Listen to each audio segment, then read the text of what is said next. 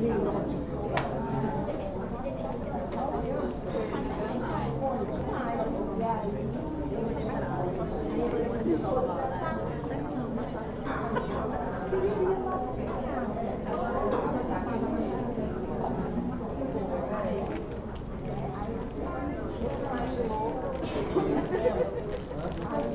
guys, please take your seats so we can begin. Our second talk of the morning is going to be with Ms. Kelly Tavares. She is the country head for Cambridge Assessment English. And she'll be talking to us a little bit about the Cambridge examinations, so for teachers and students development. Welcome, Kelly. Thank you.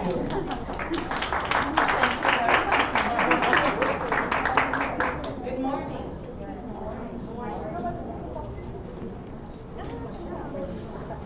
First of all, I want to thank Bay for inviting us to be here. It's not always that we can participate of the whole event, so I'm really, really happy to have been here since yesterday. I've talked to a lot of you already, right? Because we were outside here, so we got to talk to a lot of you today and yesterday. But I wanted to introduce a little bit about us, okay? For those of you who don't know us already, who haven't talked to us, we're part of Cambridge Assessment English, and we came to talk to you today about, of course, bilingualism and bilingual education, okay? So what we want to talk to you today about is a little bit, how does a school become a bilingual school?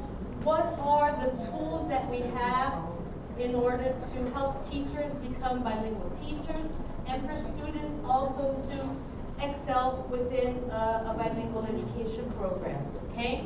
For that, we thought of some topics we can discuss for you today. Cambridge examinations in general, just to introduce a little bit about us. We want to show you a holistic approach, analysis of educational ecosystem. All the people talked a little bit, all the speakers here talked a lot about bilingualism and bilingual education. We talked about the school, the curriculum, the environment, the school identity. So I'm going to repeat a little bit of the same information, thinking of showing you a little bit of the whole ecosystem, what happens in the school, how it transforms into a bilingual setting. I'm going to show you some tools for teacher development so that teachers can go from having an introductory experience in terms of teaching English. We know there's a difference between teaching English in a classroom, EFL, or having a bilingual education. So we're going to talk a little bit about that. We're going to talk about the students, the learners, right? The people that we really want to impact with our educational systems. And then we're going to wrap up a little bit of showing you how this all works together in a virtuous circle, I hope you agree. And then just list a few conclusions and some best practices moving forward, okay? So let's just start with an introduction. We are Cambridge Assessment English. How many people already knew Cambridge Assessment before this workshop, this event? Okay, so we are part of the University of Cambridge. We are the University of Cambridge, many of you know, works with all kinds of education, but our department specifically works with examinations and English, okay? We have over 100 years of experience in English assessment. We've delivered over 55 million exams since 1913, so we've been around for a little while. And our mission is we help people learn English and prove their skills to the world. It's not only about examinations, but it's about learning English and being able to prove that you have the level of English that you say you have with your education, okay? So a little more introductions. Many of you already met Roberta. Roberta is part of our team here in Brazil. She's been in English learning for over 15 years. She started at age 5, basically, right? Since 2002. She's taught English and worked with ELT and publishers for over 15 years. My name is Kelly Tavares. I'm the country head of Cambridge Assessment here in Brazil. And sorry. I have to tell you that although I don't have a master's degree, although I don't have a PhD, one thing that I think we can all relate to from this event is that I'm a truly bilingual person. I was born in the United States, even though I look like I'm Brazilian, probably look more Portuguesa, né? Portuguesa than Brazilian. But I was born in New Jersey in the United States. My father was from Ceará. He was born in a small town in the south of Ceará called Cuncas. I don't know if anybody here knows of Cuncas. It's so small, nobody knows Cuncas, right? But it's very close to Barro. Maybe some people know Barro, yeah. So my father left Ceará in the early 60s and went to São Paulo and met my mother, who was from Portugal, and her family immigrated to the United States. So in the late 60s, my parents decided, let's go to the United States, see if we can have a better life there.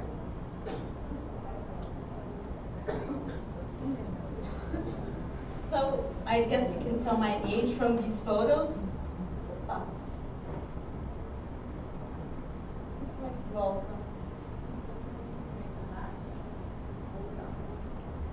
Oh, okay, this one's the light, right? I'm the one crying here with the little doll. Okay, this is my sister. These are all my cousins. We grew up together in New Jersey, and half of these cousins were born in Venezuela. So our household was not only spoke English and Portuguese, we also learned Spanish and had to speak Spanish. And the interesting thing about coming from a truly bilingual, trilingual family is that the kids knew who to speak to in English, who to speak to in Portuguese or in Spanish. We all went through the phases that Chris and Carlos also talked about, mentioned during yesterday about the silent period. Everybody went through a silent period. I went through 2 years that I didn't want to speak English because I was so focused on trying to learn Portuguese better. We do a lot of the code switching. Was that the term that was used? I speak English and Portuguese, and I change from one language to the other without noticing. And sometimes I do that without the person. That's language, man. There you go. And so for me, talking here about bilingualism, I remembered my history, my family, and so a lot of what was spoken here during these 2 days really brought back some memories for me. Okay.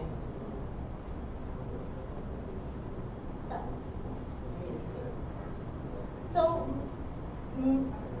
I want to talk to you about what goes into making the decision of becoming a bilingual school.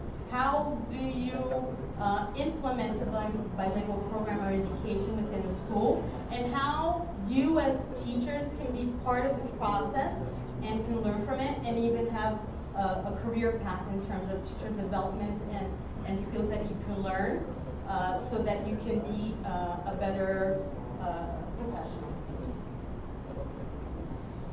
So when you're thinking of implementing educational, I'm standing right in front of you. Yeah? Maybe I should stand on that side. So things to consider when you're thinking of implementing a bilingual program in the school is that really you have to change a lot, right? You have to look at what you have. So we talk about these 3 phases. You have to strategize, you have to evaluate what you have, and you have to then implement, okay? So in terms of strategy, what is our transformation strategy? Where do we want to go, right? How are we going to get there? All of these decisions need to be made by the coordinators, the teachers, the directors of the schools. It's not from one day to the next that you're going to become a bilingual school, right? There's a lot of thought that goes into it. There's a lot of decisions that need to be made. You need to set goals, really clear goals. You need to know where you want to get to. what kind of school, what kind of program you're gonna come out with after this transformation process. You have to identify success indicators. You have to set the goals, and then you have to make sure that you're achieving those goals. We believe that you also need to align these goals to international standards, right? I think especially with bilingual education, we look to other countries and other programs to make sure that we are on the right track. So we are validating those bilingual programs within the schools. We need to look at the curriculum. What kind of a curriculum do we want to implement within the school? All of this we discussed during the last 2 days, and these are considerations that need to be considered, right? Benchmarking is part of the evaluation process, and I think it's one of the most important parts of the benchmark of the process. You can try to imagine where you want to get, but before you get there, you have to know exactly where you are. What kinds of students do you have? What is the ecosystem? What are the teachers' skills within the school that need to be developed? All of this needs to be considered, and you need to start from somewhere. So benchmarking is a process that's very important when you're trying to implement a bilingual education program within the school. You have to set the path towards bilingualism. You can plan everything, you can think of everything, you can train everybody, but you need to find a path. You need to be able to say, this is where we are, this is where we're going to get, and this is how we're going to get there. Okay? It doesn't happen overnight. A tool that's really, really helpful in this evaluating process, of course, are the assessments, right? Especially the international certifications, because they're aligned with the Common European Framework, right? Which helps you measure at least the language skills, the English language skills specifically here in Brazil for your educational program. And then you have to think about the implementation. What's the school's capacity? Do you need to hire more teachers? Do you have enough space in the school to be able to implement a bilingual program? It's not just about the classrooms, it's about space for space makers, environment, robotics, cooking class. It's not just about the physical, it's not just about the classrooms, but it's about the environment and the ecosystem within the school. And for that you have to think, you have to plan, and in many situations the school has to invest to make that happen. Teacher training and development is, I believe, essential, right? We know that we live in Brazil, that our realities are very different depending on where you teach, right? And that we have teachers with different levels of different skills throughout this big country. Not only Brazil, right? The whole world is like that. And we need to be able to help teachers develop the skills that they might need to progress in, right? We need learning and support materials. We need to have activities that support a bilingual education program. We need to have all of this extra materials available both for teachers and for students. And we need to measure all of this with an impact research. We can't just implement a program and then assume that it's going well. We need to constantly check the impact. Are we getting where we said we wanted to get? And constantly monitor this progress.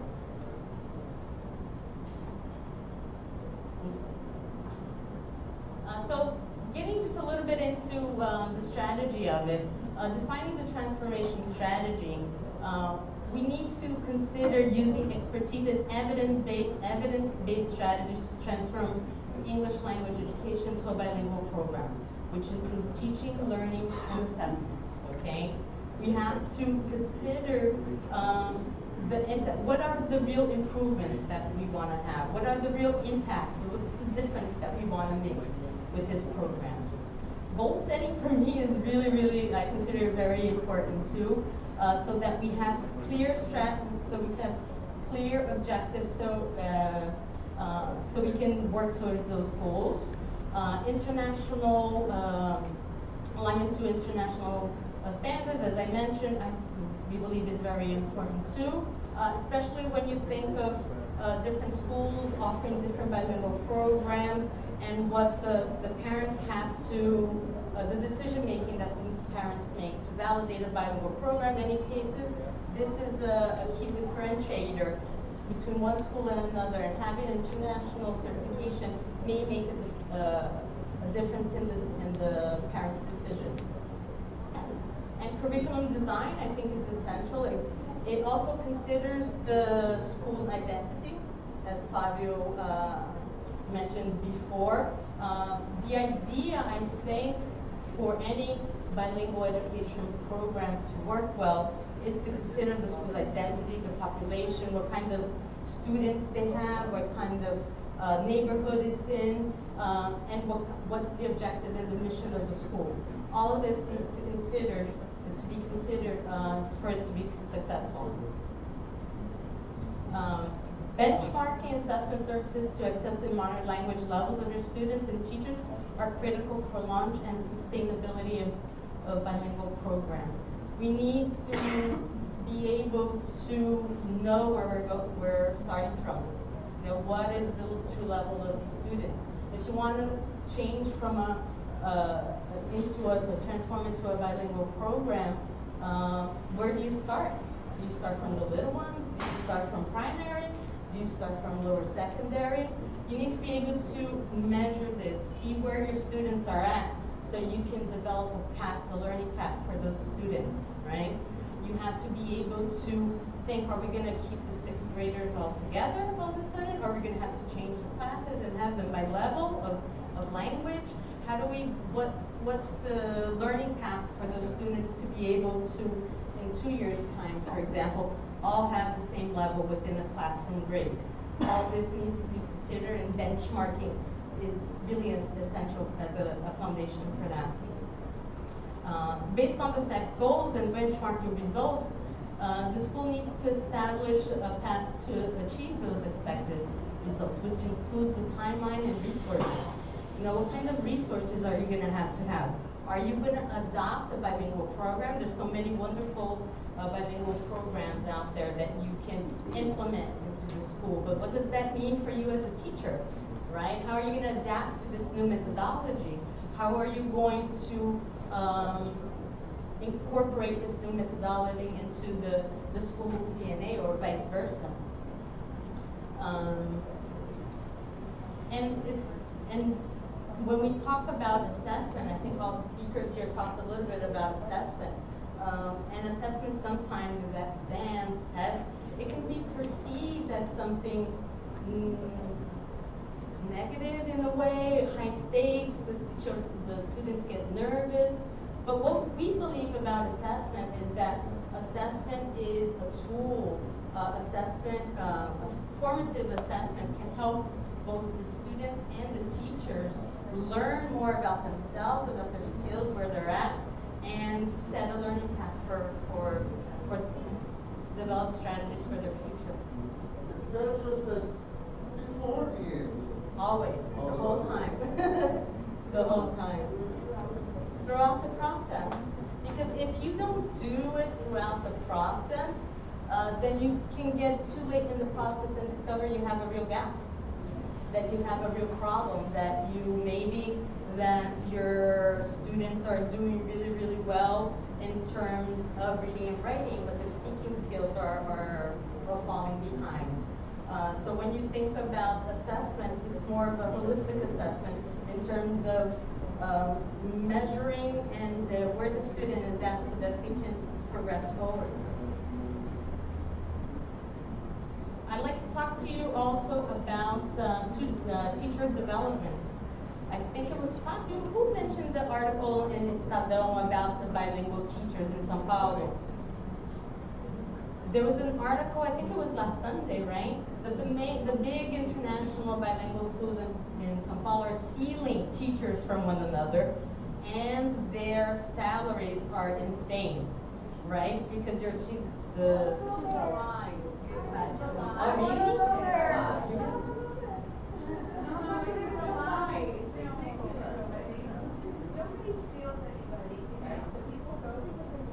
That's true. And it's not that everybody has those salaries. That's true. That's true. But it made enough noise that there an article written about it. It made me want to go back to school and get more degrees so that I could get into bilingual teaching, right? So it was very controversial. And one of the biggest challenges I see when I travel to Brazil talking to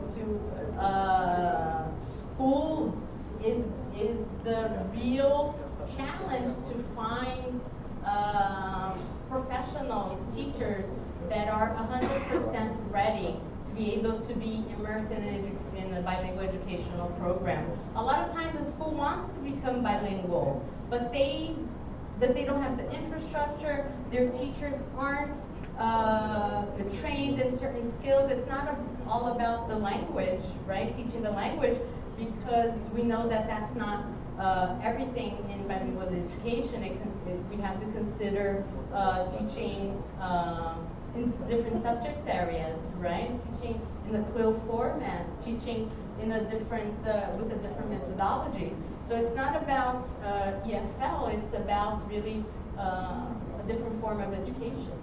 So we have some thoughts about that, and we think about a path from a teacher who is at a foundation level in terms of their skills, they're just starting their career, they are teaching English in a regular school environment. And what would be the path for this teacher to become a bilingual teacher? How can they be, what resources and tools that are available already to help you guys get there?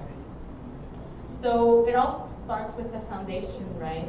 Are all of you familiar with the CFR level? Who can tell me what CFR stands for? Common European Framework, exactly, right? It's I think somebody mentioned yesterday, it doesn't only measure your English language skills, but it measures all English. 40 languages. More than 40 languages now are aligned with the CFR. Exactly. It's 44. That's a lot. It's almost all of them. Right? When we're thinking about a teacher path, a development path for teachers, we think about that teacher that's just starting, and we think about the reality of a country that's so big, and we know we have teachers with different levels of skills, right? So what we always recommend is for us to do a self-assessment to realize, where are we at as teachers in terms of development? What are our language skills, and what we need to do in order to improve? There's one thing I've learned about teachers is that teachers love to learn, right? We're always taking courses, we're always trying to get a new certificate from a workshop that we participated in. So here we try to help teachers in terms of suggesting a path, right? So when we think of teachers, a lot of teachers have the English language skills, but some teachers need a little help with language for the classroom, language for teaching, right? Some teachers need, depending on where their English language is, may start at the A1, A2 level in some schools and in some areas of the country.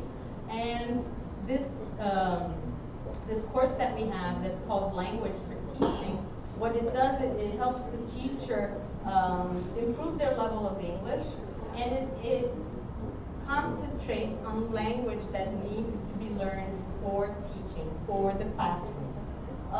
In addition, for language for the classroom, the teacher is also, the course also provides methodology, right? So it's a course that's designed for teachers that are starting out and they want to improve their skills, and they want to do that with some kind of measurement against the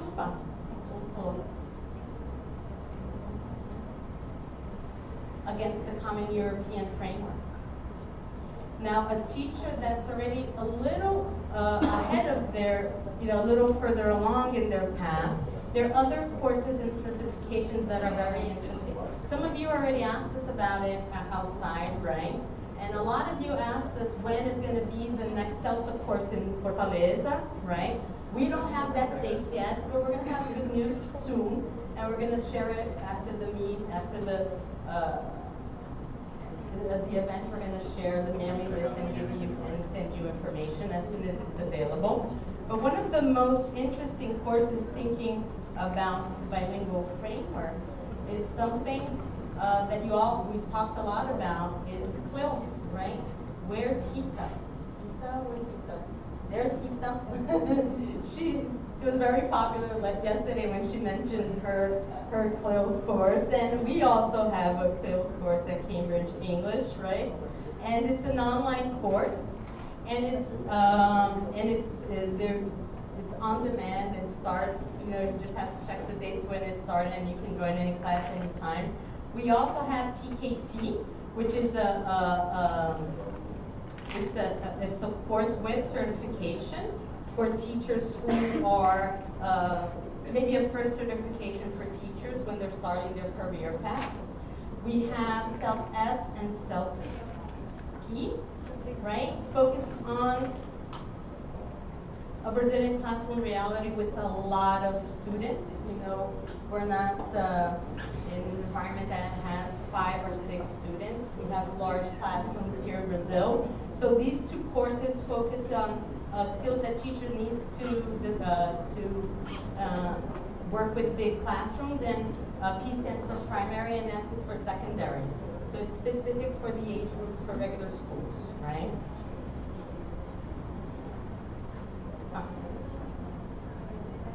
And then when you're a little further along with your career, when you're already comfortable, when you've mastered the language for the classroom, when you've had your first certification in your course in terms of international courses and certifications under your experience, you can think of something a little more advanced.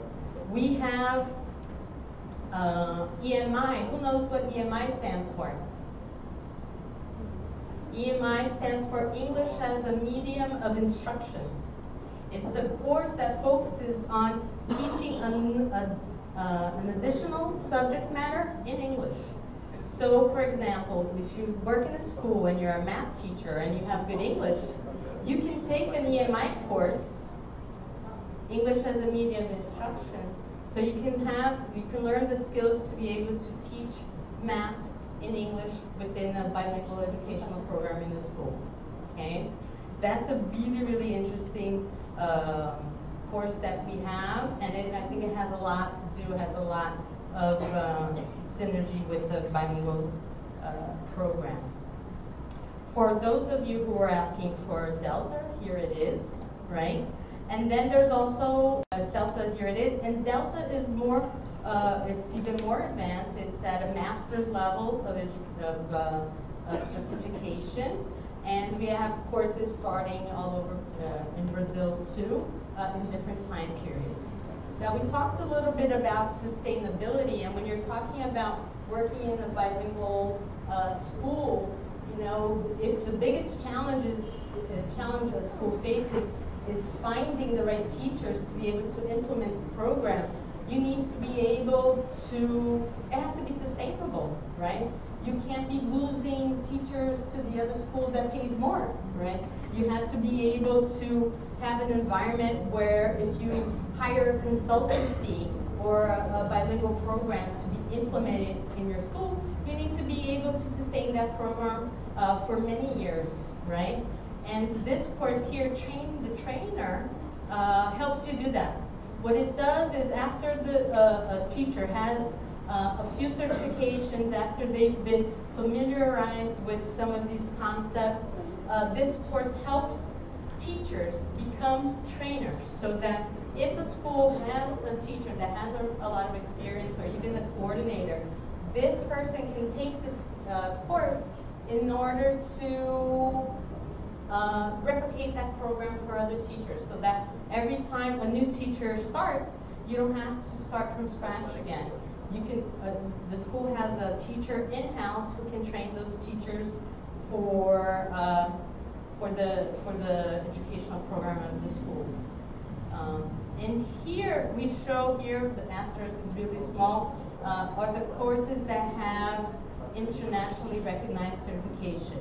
For example, CELTA, if you want to teach English in Japan or in Turkey or anywhere in the world, with the CELTA certification, that school is going to know that you have the skills and the capacity to teach within the school. It's international, it crosses all borders, and it's really one of our most popular certifications within English. Do you guys have any questions about these courses? No? You've asked us outside too. There are tons of pamphlets outside. If you have any more questions, we can. After taking the test and having the certificate, do you need to periodically take other tests, like renew, for how long you have this? Actually, our certifications are valid for life. I mean, as we have what we have here, certifications, they test you deeply on your knowledge, it being that teaching qualifications or our certifications, main suite certifications from key to proficiency. They are not multi-level tests, so they test you in all four abilities, and they go deep into your knowledge. So we understand that they are valid for life, although some universities abroad or some colleges or some institutions, they might set limits or expiring dates themselves, but it's not that the certification lost or expired or lost validity. Actually, it's another institution that requires that sets their own requirements, but for us, the certifications are valid. Of course, when we talk about teaching qualifications, the more you practice, the more you learn, the more you look for new things, for knowledge, of course you develop yourself. And we do have a teacher framework online that you can go access our website and check more information on that. There you have all these stages from foundation to proficient level. We have a teacher tracker, so our website is now a very good resource for teachers. And if you need help with that, you can always email me, okay? There's another question there.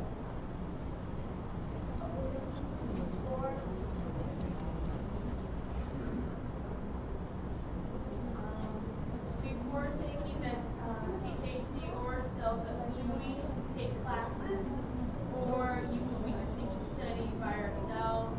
The CELTA is a course, okay, so it's a pre-service course that you have, actually, you are observed, you have lesson planning, it's more practical, yes.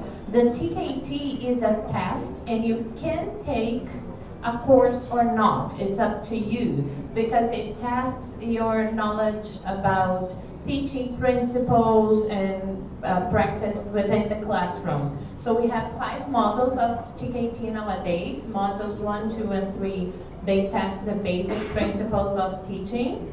And we have specific modules as CLIO and young learners that they are more for people that want to work at a bilingual at school or teach it with a bilingual program or things like that, more specific, or for children. So these ones, you can take the course if you want to get to practice before you take the test, and you do have pass or fail. There are 4 bands, but it's not something that you need to do. If you think that you are ready to take the tests, that's fine. And we have an online course for TKT, modules 1, 2, and 3. You can buy them online at CUB website if you want. So the CELTA is a course, the TKT is a test, and you can take the course if you want to. Okay? Is that clear? Any other questions? Yeah. there requirements for the trainer course? Like, Um, am I supposed to take any previous courses before there are requirements, but I don't know them exactly. You must have the CELTA course, and you need to have some language knowledge, if I'm not mistaken. It's C1, maybe? Language knowledge is here. B2, sorry. So you need to have the CELTA and a B2 level to prove your level of English. Okay? Yes. About the EMI course. Yes. About 2 years ago, there was a course of Paraná. Mm-hmm. I think it was the first EMI action here in Brazil. Uh-huh. And by that time, it was mentioned that EMI had been thought of for undergraduate studies only, and not for younger learners. Yes. Right? Yes. So they would like propose CLIL and then EMI for undergraduate. Yes. Exactly. That's the same. So that when you mean it's for bilingual education, it is like for initiatives that we have in São Paulo. Higher school. Yeah. Higher ed. Yeah. Sorry. Higher ed. Yes. So EMI is more focused on higher ed. So it's English as a medium of instruction for higher education. And if you were talking about schools and bilingual schools, it's better, yes, take the CLIL course. Exactly this. Okay? Any other questions? No? Okay. Here are the course descriptions, but since we talked, I'll give you a little description here with the questions. I'm just going to go through these quickly and talk about students now, learners, right? What are the tools that we have to measure the students' progress, right? As I mentioned before, we believe that it all starts with placement tests, with benchmarking, to know where your students are at. We all teach in a reality where we have students with mixed abilities within the classroom, right? So we need to start off by understanding what our classroom level is like, so we can chart, of course, from there. For the younger learners, we recommend for up to 3 hours a week, right? We recommend our young learner exams, right? To get what happens when you start assessing children at an early age, they start seeing their progress. They see that they entered into a bilingual program, a bilingual school with a certain level. And after a year or two, if they can go through an examination, right, to an exam that measures their progress, that's really going to give them incentives to go further, to see that they're really, the time that they're investing in their education and the esforço, né, that they're making to acquire that additional language, that it's paying off. When you talk about this age group, the exams are considered their ages, so they're not pass or fail, they're not high stakes. What the certificate of results is going to show is little badges for them to know how they did in different areas, right? So they're not good, it's not a high stress environment. The speaking examination, there are videos on YouTube, it's the cutest thing, where the little kids go into sit with the speaking examiner and they have a chat, they ask what their name is. It's very, very, it's a very friendly environment for the little kids, right? I can't even read, it's so small. When we talk about this reality of up to 3 hours a week, we're still talking about a foundation stage in terms of a bilingual program, right? Because most bilingual programs have more than 3 hours of English a week, or they have a different discipline, a different subject matter taught in English, right? So when you think about a reality up to 3 hours of English per week, we think that on the scale of CFR, students around in the 9th grade will become an A2 level, right? In most schools, that's what the reality is. If you have up to 3 hours a week, what you can expect in terms of student progress is for them on the CFR to become an A2 level around the 9th grade, depending on the program. Some programs have only 1 hour a week, right, or 2. But up to 3, we think the best case scenario would be getting to an A2 level within by grade 9. Now, when we move further along in terms of a bilingual path, when we're talking about an environment that's up to 7 hours a week, we see that this changes, right?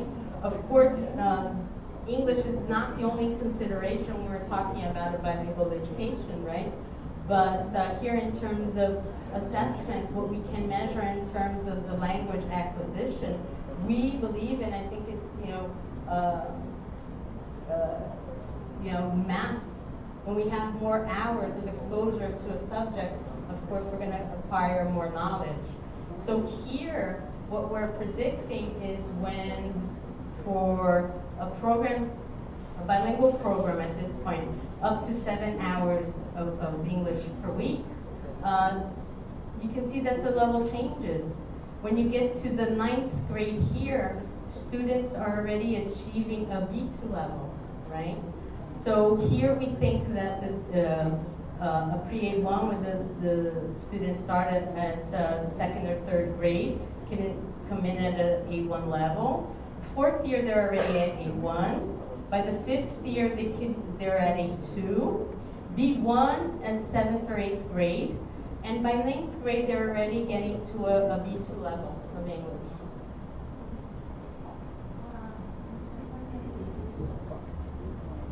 In some schools with bilingual projects, they're starting not from the 2nd or 3rd grade, they're starting from kindergarten. Are you considering that? Not in terms of assessment, right? Because in terms of... Yes, no, here we're considering just starting from primary. There's no assessment when it comes to the little ones. Yeah. I understand. I know what you mean, but as when they are little kids, they have little production when considering writing specifically, or some of the skills. Yes, but as most of all those tests, they test all 4 skills. They also need to get ready in all 4 skills in order to be assessed using one of our exams. You know what I mean? So I know what you were asking about the number of hours if we consider since they've been taught in kindergarten.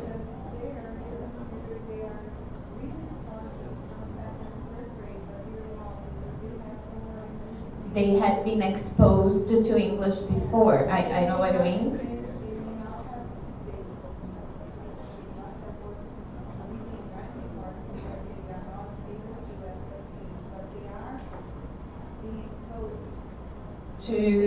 I know, yes. So, considering listening and speaking probably, but as when we talk about formal assessment and exposure and practice in all 4 skills, we are trying to adapt here the assessment with all 4 skills as they need to be. But of course, those kids that had been exposed to more hours of English before, they may progress more faster. But in terms of assessment, we need to consider them as in 4 skills, you know? That's. And they're different realities, right? Because a lot of schools start with a bilingual program with the little ones. And then they move up and they have a different level. So it depends on when the school is starting with the bilingual program, it's going to affect this. And not only when it starts, but it's up to 7 hours a week. We have to consider so many variables here. This is only a suggestion of what we think can happen, and we have to consider that not all bilingual education programs are we're created equal, and they're different methodologies. And so that's exactly, they're not the same. And we also understand that that these schools also have teachers with different levels, right? I think it's when I pass by it, when I'm close to it. So there are a lot of variables in this situation, but we try to, that's why we use the CFR as our ruler to try to be able to create a path, right? Because you have to set the goals, and you have to try to get somewhere to those goals that you set. And this is just a suggestion of a path that can be taken based on investment only in terms of English language.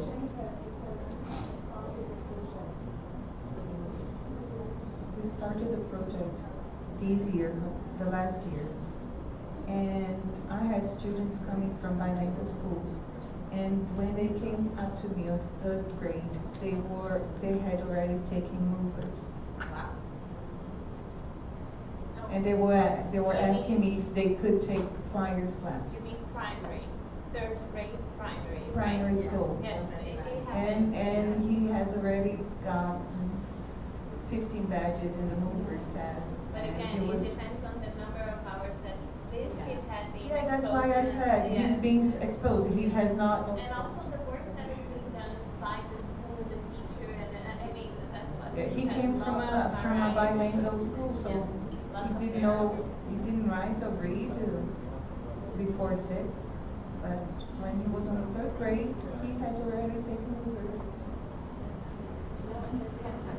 It happens, and we hear a lot because we travel a lot and talk to a lot of regular schools as well as a lot of language institutes, and so we see that students, bilingual is something that's growing in Brazil, bilingualism, but we have different realities. We have kids that are studying at a language center that are having English in school too.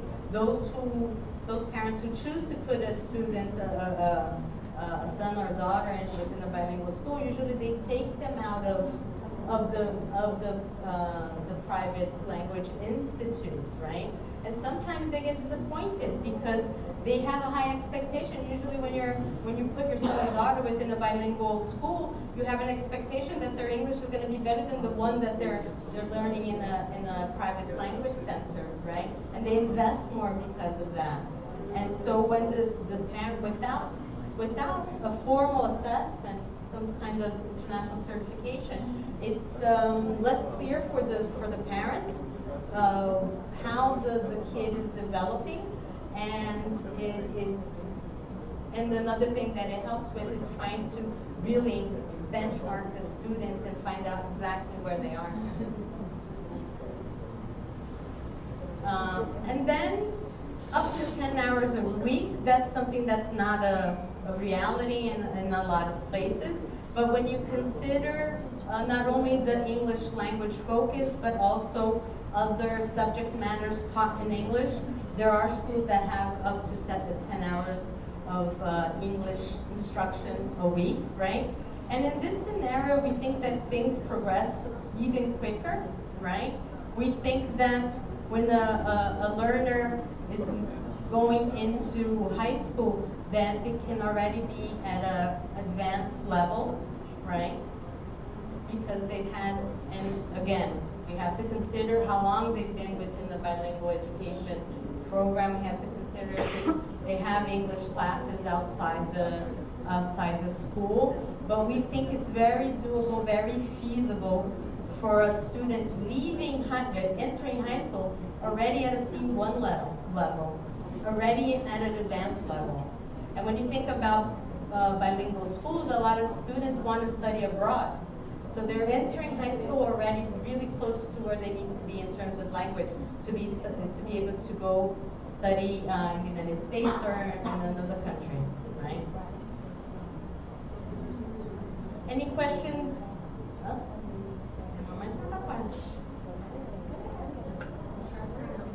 I just want to add something because I think it's interesting.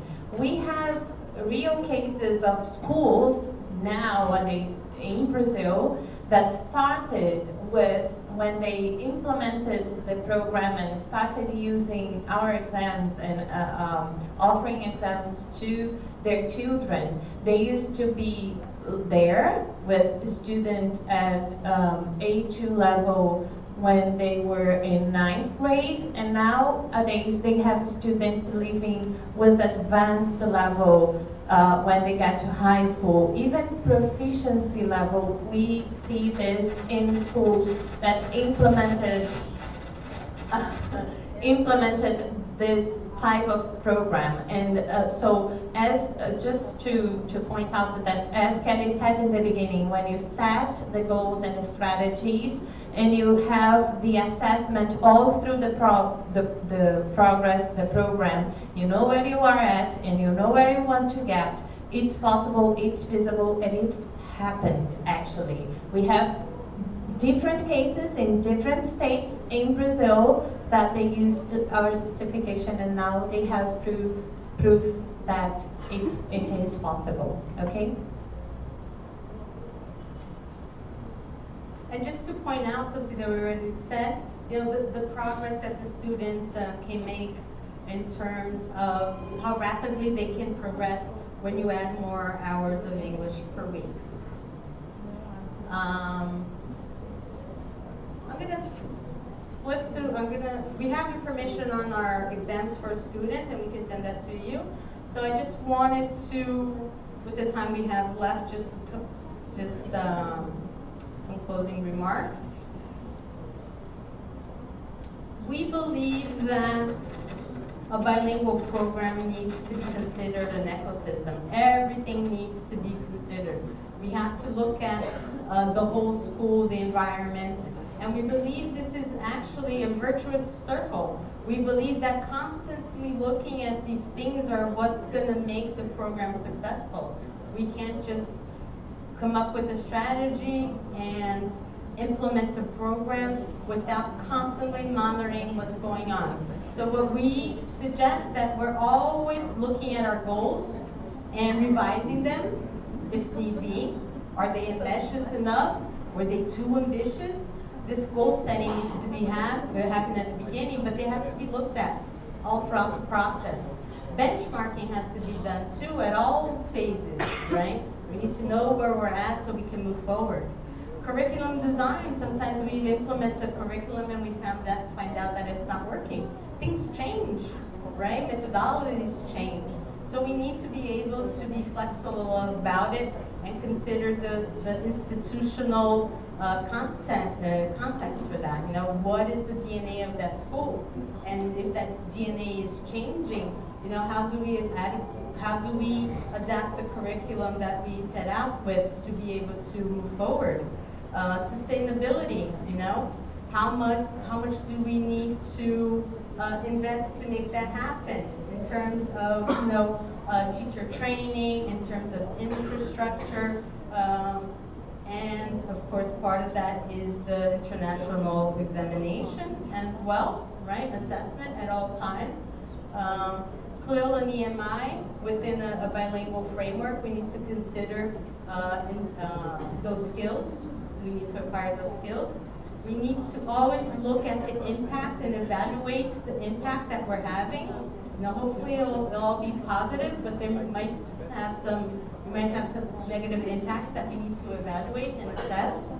And all of this, we believe, is part of the bilingual framework. Everything that needs to be constantly looked at, monitored, changed, adapted.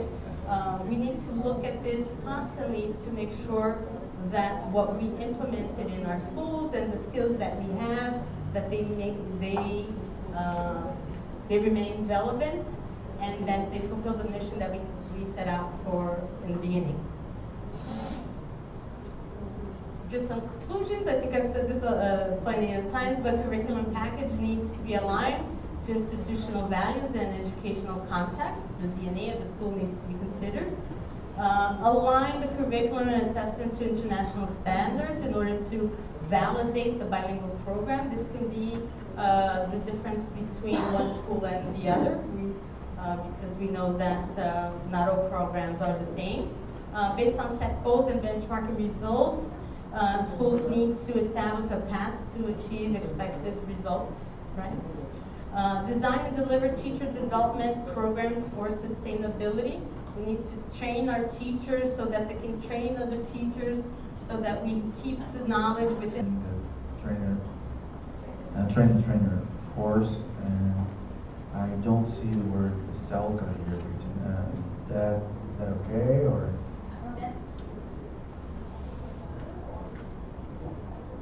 I'm going to have to follow up on that for you. I think maybe the flyer is not up to date, because I recently asked this question. That's what I was told. But I'm going to get your contact information. I'll get back to you. Anyone else?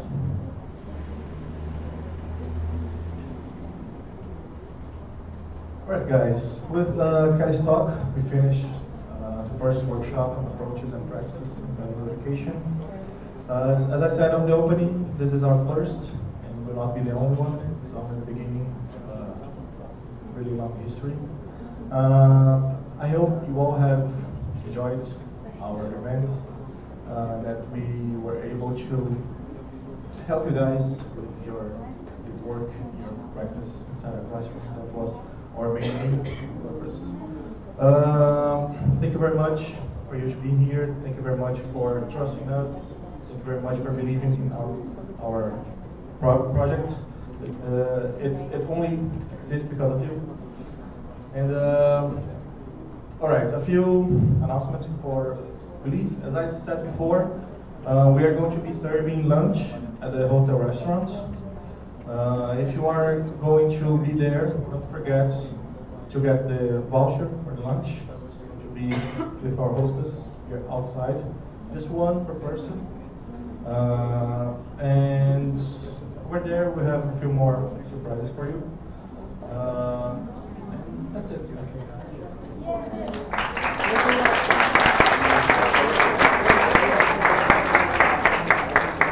Restaurant will open at noon, so if you can just wait 5 minutes before go downstairs. Oh, yes, thank you. The curso de aperfeiçoamento, educação bilíngue e bilinguismo. É um curso de extensão, não é uma pós-graduação ainda.